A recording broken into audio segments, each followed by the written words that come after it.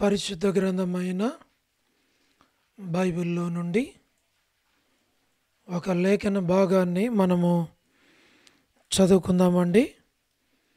ఆదికాండము 12వ అధ్యాయము 2వ వచనం.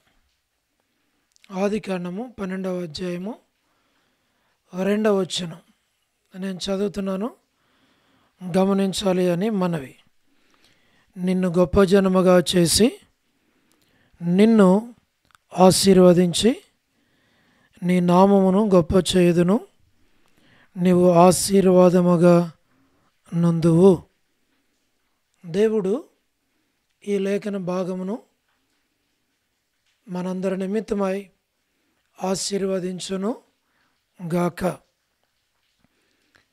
ఆదికాండము 12వ అధ్యాయం 2వ వచనాన్ని మనం చదువుతూ వచ్చాం. ఈ భాగములో నుండి ప్రభు మనతో మాట్లాడునట్లు చిన్న ప్రార్థన చేద్దాం. పరలోకపు తండ్రి, చదువుకున్న ఈ లేఖన భాగములో నుండి మాతో మీరు మాట్లాడమని మమ్మల్ని మీకు అప్పగించుకుంటూ వందనములు చెల్లిస్తూ యేసు ప్రభు నామమున ప్రార్థించి వేడుచున్నాము తండ్రి, ఆమేన్. ప్రభువునందు ప్రియమైన దేవుని బిడ్డలారా, మనం చదువుకున్నటువంటి ఈ లేఖన భాగములో నుండి ప్రభు మనతో మాట్లాడునుగాక. ఆదికాండము 12వ అధ్యాయం 2వ వచనములో మనం చూడగలిగినట్లయితే, నిన్ను గొప్ప జనముగా చేసి నిన్ను ఆశీర్వదించి. దేవుడు ఈ వచనములో 2 ఆశీర్వాదాలను ఇస్తూ ఉన్నాడు. ఒకటి, నిన్ను గొప్ప జనముగా చేస్తాను, నిన్ను ఆశీర్వదిస్తాను. గొప్ప జనముగా చేయటం అంటే ఈ దేవుడు మొదట గొప్ప దేవుడు అని మనకు అర్థమవుతూ ఉంది. ఈ దేవుడు గొప్ప దేవుడు కాబట్టి గొప్ప జనముగా చేస్తాడు, గొప్పగా ఆశీర్వదిస్తాడు, ఆత్మీయముగా ఆశీర్వదిస్తాడు, భౌతికంగా కూడా ఆశీర్వదిస్తాడు. భౌతికమైనటువంటి ఆశీర్వాదాల కంటే ఆత్మీయమైన ఆశీర్వాదం మనకి ఎంతో అవసరం. ఆత్మీయమైన ఆశీర్వాదము ఆత్మరక్షణ. ఈ దేవుడు గొప్ప దేవుడు గనుక గొప్ప జనముగా చేసేదానికి ముందు మనలను ఆశీర్వదించి ఆత్మీయముగా, ఆ తర్వాత మన నుండి గొప్ప జనముగా అనేకులను ఆయన కలుగు చేస్తాడు. కాబట్టి మన ఆశయమై ఉండాలంటే, మన కోరిక ఏమై ఉండాలి అని అంటే, ప్రభువా మీరు ఇచ్చినటువంటి ఈ వాగ్దానము లేక ఈ లేఖన భాగాన్ని మీరు ఆశీర్వదించి ఈ వాగ్దానాన్ని, ఈ వాక్య భాగాన్ని నా జీవితంలో నెరవేర్చమని మనము ప్రభువుని అడుగుతూ రావాలి. తద్వారా ప్రభు ఈ వాగ్దానమే కాదు, ఈ లేఖన భాగమును మన జీవితంలో ఆయన నెరవేరుస్తాడు. గొప్ప దేవుడు, గొప్ప జనముగా చేయవాడు,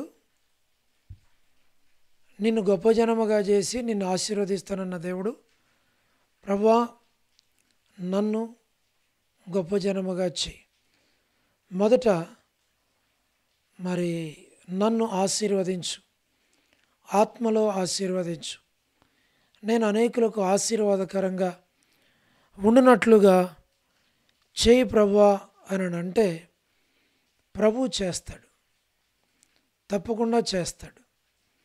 ఎందుకంటే ఈ దేవుడు గొప్ప చేసే దేవుడు, గొప్ప జనముగా చేయవాడు. గొప్పగా జనముగా చేస్తాను అని ఆదికాండం 12:2 వ్రాస్తూ వచ్చాడు. కాబట్టి ఈ దేవుడు నిన్ను, నన్ను, మనలను గొప్ప జనముగా ఆయన చేస్తాడు.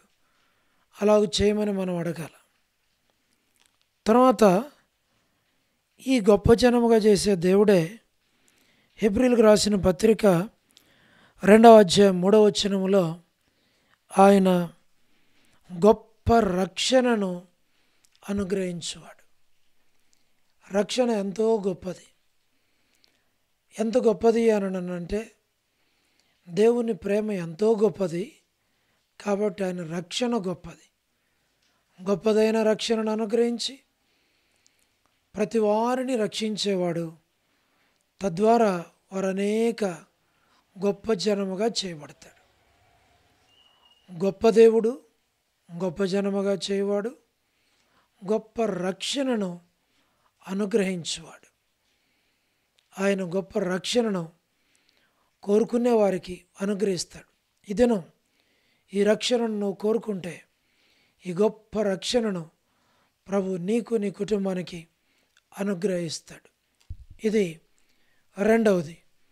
మూడవది, మరి హెబ్రీయులకు రాసిన పత్రిక 13వ అధ్యాయం 20వ వచనంలో ఆయన గొప్ప కాపరిగా ఆయన ఉండేవాడుగా ఉంటూ ఉన్నాడు. కాబట్టి ఆయన గొప్ప కాపరి, గొర్రెలకు గొప్ప కాపరి, ఆత్మలకు కాపరి, నీకు కాపరి, నీ కుటుంబానికి కాపరి.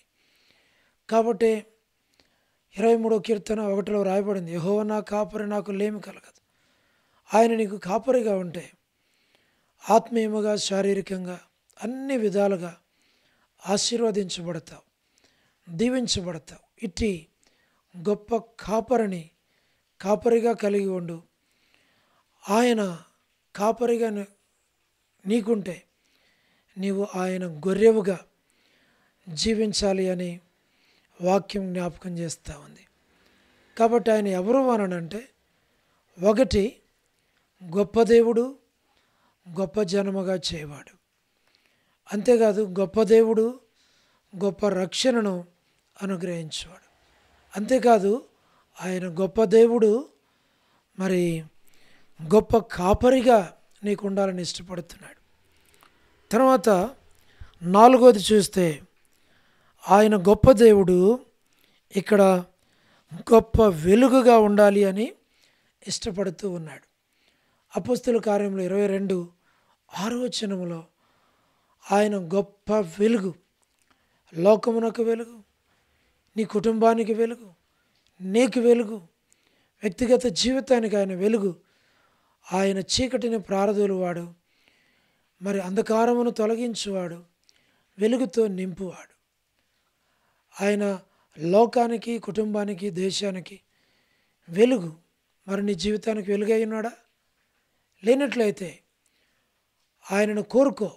ఆయన నీ హృదయాన్ని, నీ జీవితాన్ని వెలిగించి లోకములను వెలుగుగా ఉండినట్లు ఆయన చేస్తాడు. గొప్ప దేవుడు గొప్ప వెలుగును నీకు అనుగ్రహించి నిన్ను వెలుగుతో నింపుతాడు. అది 4వది. 5వది మనం చూస్తే ఈ గొప్ప దేవుడు గొప్ప నామమును కలిగినటువంటి వాడు. కీర్తన 99:3లో మనం చూస్తాం. గొప్ప నామం, అన్ని నామముల కన్నా ఈ నామము గొప్ప నామం. లోకంలో ఎన్నో నామములు ఉన్నాయి కానీ వాటి వలన ప్రయోజనం లేదు. అయితే ఈ నామము నీకు, నీ కుటుంబానికి ఎంతో క్షేమమును, మేలును, ఆశీర్వాదమును కలిగించేదిగా ఉంటూ ఉంది. ఇటు నామమును కలిగిన వారు ధన్యులు అని జ్ఞాపకం చేయబడుతుంది. గొప్ప దేవుడు గొప్ప నామమును కలిగిన వాడు అని, ఈ నామము నీవు కలిగి ఉండాలి అని జ్ఞాపకం చేయబడుతూ ఉంది. ఇది 5వది. 6వది, మరి కీర్తన 94:19లో ఈ గొప్ప దేవుడు నీకు, నాకు, ఆయనను అంగీకరించే వారికి, ఆయనను వెంబడించే వారికి, సేవించే వారికి ఆయన గొప్ప ఆదరణ అనుగ్రహించేవాడని రాయబడతా ఉంది. ప్రియ స్నేహితుడా, ఈ లోకములో ప్రభువుని సేవిస్తున్న నీకు నీ బిడలకు, నీకు నీ కుటుంబానికి ఈయన ఎవరు అనంటే గొప్ప ఆదరణ నీకు అనుగ్రహించేవాడు. కాబట్టి గొప్ప దేవుడు గొప్ప ఆదరణను నీకు అనుగ్రహిస్తాడు.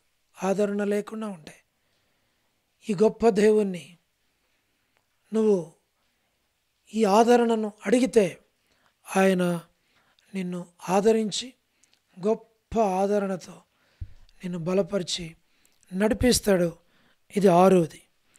7వది ద్వితీయోపదేశకాండం 10:21 వ్రాయబడింది, గొప్ప కార్యములు చేయు దేవుడు. ప్రియ స్నేహితుడా, దేవుని యందు విశ్వాసం ఉంచు, దేవుని మీద ఆధారపడు. నీ కుటుంబంలో, నీ జీవితంలో దేవుడు గొప్ప కార్యాలు చేస్తాడు.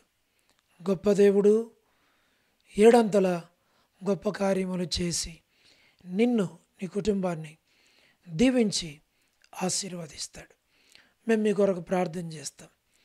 మీరు మరి ఈ గొప్ప దేవుని యందు విశ్వాసం ఉంచి, నమ్మకం ఉంచి మీరు చేయాల్సింది ఏంటి అని అంటే ఒకటే, ఈ గొప్ప దేవుని యందు విశ్వాసం ఉంచి గొప్ప దేవుని మీద ఆధారపడి ఈ 7 గొప్ప కార్యములు చేయు దేవునిని హత్తుకొని దేవునిని సేవించాలి అని ప్రభు పేరట మీకు మనవి చేస్తున్నాం.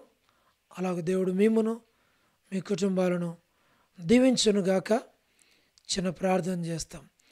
పరలోకపు తండ్రి, ఈ మాటలను దీవించుము. ఈ మాటలు వింటున్న వారిని దీవించు, ఆశీర్వదించు. అనేకులు ఈ మాటలు విని ఆత్మీయముగా మేలు పొందినట్లుగా వారిని, వారి కుటుంబాలను దీవించమని యేసు ప్రభు వారి శ్రేష్టమైన నామం పేరట ప్రార్థించి స్తుతించి వేడుచు ఉన్నాము తండ్రి. ఆమేన్.